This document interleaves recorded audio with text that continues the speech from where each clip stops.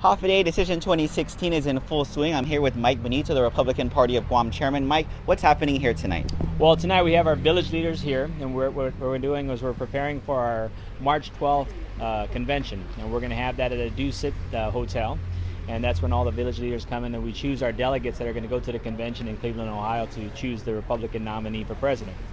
But also, as we prepare for that, so we're basically going to show how we came across, how we're coming up with a number of delegates per village, and we'll explain that today.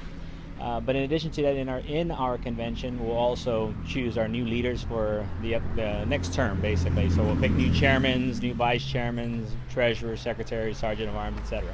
Why are village or district leaders so important for this election coming up? Hey, that's how the vote is won. You know, that's how you win. You need the village leaders to come on out. You know, there's a lot of excitement. Campaign season is upon us already. You know, and boy, it has come fast.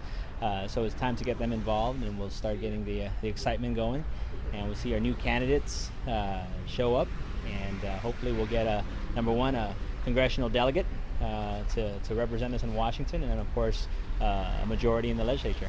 Speaking about the congressional delegate, I know former Governor Felix Camacho, he's one of the most interesting ones so far to pick up a packet. How does that fare well or how do you feel about that? Oh, very well. I mean, you know, obviously he has a lot of experience as a former governor. He's very familiar with territory affairs as they relate to the federal government. I think that he can represent us well. You know, obviously there is a Republican-controlled Senate and Congress, so he can be influential there. I've been told also that Margaret Metcalf actually is going to be running as well. That's what the last I was told.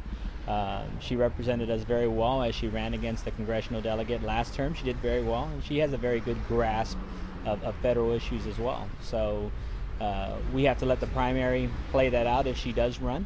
But we're very excited that we have two very strong candidates. Any other names that we should be expecting to pop up on the candidate listing?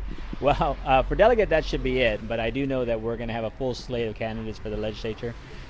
Some of them I can't really announce now.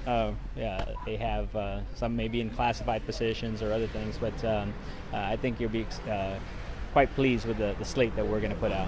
Thanks again, Mike. We'll have more on tonight's meeting and, of course, more on Decision 2016 on KUAM.com. Reporting for Guam's News Network, I'm Ken Quintaniza.